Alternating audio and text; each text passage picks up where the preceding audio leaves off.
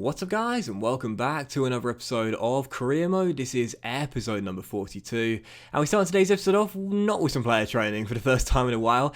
We do see here that Ben McCall has broken his rib on international duty and is going to be out for 6 weeks, so talk about your tough debuts, man. McCall gets his first call-up to the Scotland side and breaks his rib on his international debut.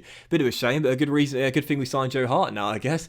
Of course, after the signing of our experienced goalkeeper on deadline day, he'll now take a place on the bench, because whilst he's the same rating as McCall, and McCall's got a great kicking stat as well. Hart will now take his place whilst McCall recovers from that injury. And also, this is some more player training there, as you have seen I've changed it up a little bit heading into the new month, so I did say I would do that, have a new set of 5 players each month. And also Barry Walsh, I wanted to point this guy out straight away. He's now grown 2 ratings this year and is now 70 overall. He's getting some trainings, left mid that can also play central midfield as well. 5-star skill moves, has potential to be special, really good technical stats. I didn't realise how good this guy was when he came out of the academy. I mean, we've got some great players in our academy right now, as you know. Another one gets a pro deal here in Craig Duffy, another good Northern Irish talent. We've got a lot of good Northern Irish talent here at Bramwell Lane. This guy's an exciting prospect, RMCM, with some very good technical stats, including a very high free kick stat, which is nice. It'll be good to score our first free kick goal of the series. Maybe he could do it for us.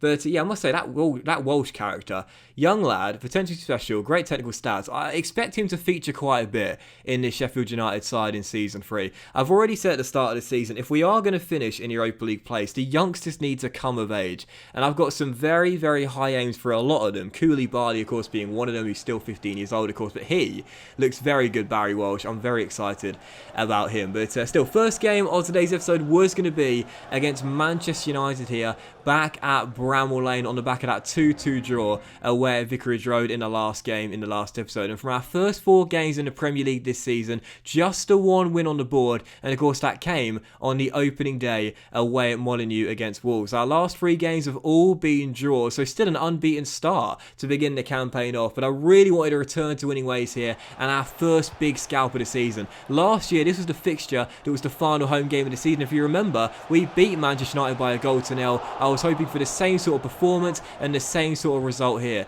We had the first chance of the game as well, Tony smashing that shot into the side netting as it was still 0-0. And in the 19th minute, as Nathan Wood would get his first start of the season, filling in at centre-back here, Anthony Martial, top scorer of the campaign so far, and last year's Golden Boot winner, should have made it 1-0. But what a great save by Dean, as we were still goalless. But the first half, really, one thing I was really pleased with was how well we were defending in the first half. We were doing really well at stopping Manchester United from having too many direct routes at our goal, despite Martial being the man in form to start the campaign off. Henderson made a couple of great saves, and also, we were blocking shots left, right and centre. Nathan Wood had come into our back line, but all of our back 5 were throwing bodies in front of shots in the first half and ensuring we would still be deadlocked heading in to the dressing room. But as the second half began, I noticed straight away that Calvert-Lewin had picked up a knock. I'm not sure where he got it in the first half, but he was hobbling a little bit as the second half began. So I thought I'd take him off as a precautionary method. We've already lost Callum Robinson. I can't lose another striker so early on in the campaign. So Calvert-Lewin about to be replaced with Oliver McBurney off the bench. But directly after I was about to make the change, we went on a counter-attack. Tony rolled it through to Calvert-Lewin, and Dominic, despite hobbling, makes it 1-0. Sheffield United go in front 2 minutes after the restart. Calvert-Lewin puts his fingers in his ears and says to all the pundits who were doubting the £15 million move, saying he wasn't good enough for Everton, he knows that he can perform here back in his hometown and get back to his best. Great agile slaloming run by Calvert-Lewin with the finish to match, and that's already his 3rd goal since returning to Bramwell Lane. See him hobbling there, he was holding his shoulder a little bit of a concern, but what a start for Calvert-Lewin. 3 goals in 5 games for our new £15 million man. But again, in the second half, the trend continued. Look at these block shots here. First Prupper, and then Tirana Riga, who I must say I'm really liking early in the Sheffield United side. Make a couple of great blocks there as we still lead by a goal. And with 15 minutes to go, a great chance to double our lead after a nice passing play. Ravel finds Bogle, into Tony, into McBurney, off the bench for Calvert-Lewin. Saved by De Gea. Should have been 2, and should have been the 3 points wrapped up. So still 1-0. Cracking game though, as we were still leading by a goal. And again, you can see the amount of bodies we had behind the ball in this game was brilliant, man. We were stopping Manchester United from getting inside our area too many times, and when they did, continue to defend really well and hold our ground, not go to ground and dive in. And when they did get shots in on goal and shots in on target, who was there? Our number 1, Dean Henderson. And that was how the game would finish as well. Final score, Sheffield United 1, Manchester United 0. I wanted a repeat performance and a repeat result of this fixture last year, and it's exactly what we get. Second time we faced Manchester United at Bramall Lane these 2 years. Second time win by a goal to nil. Dean with some brilliant saves in that game against his former club as we hold on to the big 3 points, our first home win of the season. As you see, thankfully for Calvert-Lewin, it is just a bruised shoulder, so he'll be okay to play in the next game. And I'm buzzing with that. Our first scalp of the season already. 1-0 against Manchester United, and also our first clean sheet as well. You thank Dean for that, but also the entire back five. Defended so well in that game, and Nathan Wood stepping in played really, really well. Jack O'Connell on the bench, and I thought Jordan Tarana-Riga, who of course has come in for Scott McKenna since signing in the summer window,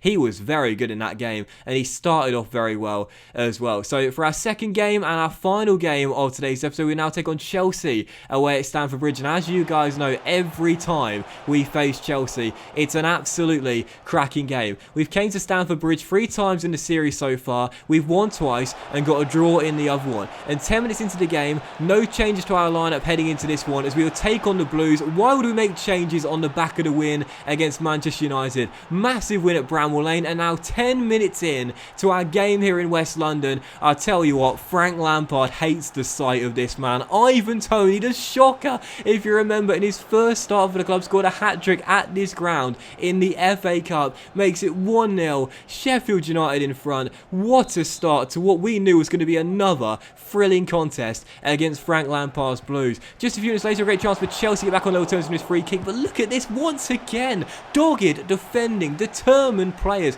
First Calvert-Lewin blocking the shot, and then Tarana-Riga throwing his way in front of the ball. Excellent, excellent, excellent hustle from our players. We were still leading by 1, and it should have been 2 in the half an hour mark. Wonderful football there as Toney releases Dominic. Great save by Kepa though, as our number 10 can't get his 4th goal of the season. So still 1-0, but another cracking first half against the Blues. Just for half time, another great chance here. Calvert-Lewin to Toney, plays it through to Prupper, holds the ball up really well, spots the runner Toney, and oh my goodness, what an assist from Davy Prupper. Brilliant ball through. Toney denied first time by Kepa, but after the first 2 seasons where we conceded so many rebound goals, it's pleasing to know that now finally we're starting to get a bit of luck on that end as well. A rebound goal there, Kepa with the great save, but Toney turns in the rebound. Chelsea 0, Sheffield United 2, heading into the half where we had played brilliantly, and I wasn't one bit surprised either. 2-0 up at Stamford Bridge, but based on our record against Chelsea, this was probably to be expected, but in the second half, this was not great to see. 12 minutes after the restart, controlling the game, leading by 2, and our number 8, who was having a fantastic match from the middle of the park, goes up for an aerial duel, comes down and lands awkwardly, and our new signing from Brighton, Davy Prupper, is forced off as he's calling for the stretcher. I also decided to duck down the injury frequency slider as well to 70. Some of you guys have been asking me what our sliders are for this year. It's the first career when I've been experimenting with the sliders. I put the frequency up to 75 for more realistic injuries and severity to 60, but as you see, Prupper goes down there. That's already our 4th injury, I believe, of the season already, and I think we have been getting them a little bit too frequently. So I will keep them up a little bit because, again, we want to see realistic injuries throughout the course of the career, but I think to start with, we had a bit too many injuries this season and throughout the course of the series as well. So still 2-0 as Prupper is forced off, but despite the injury, we weren't going to collapse despite losing our number 8. We were still playing some brilliant football and looking on top in this game, looking the far superior side, and just past the hour mark, he's done it once again. Ivan Toney comes to Stamford Bridge and the shocker stuns the home crowd silent. Another hat-trick at Stamford Bridge, 2 hat-tricks in 3 games here away in West London. What a finish after a great through ball by Ollie Shaw.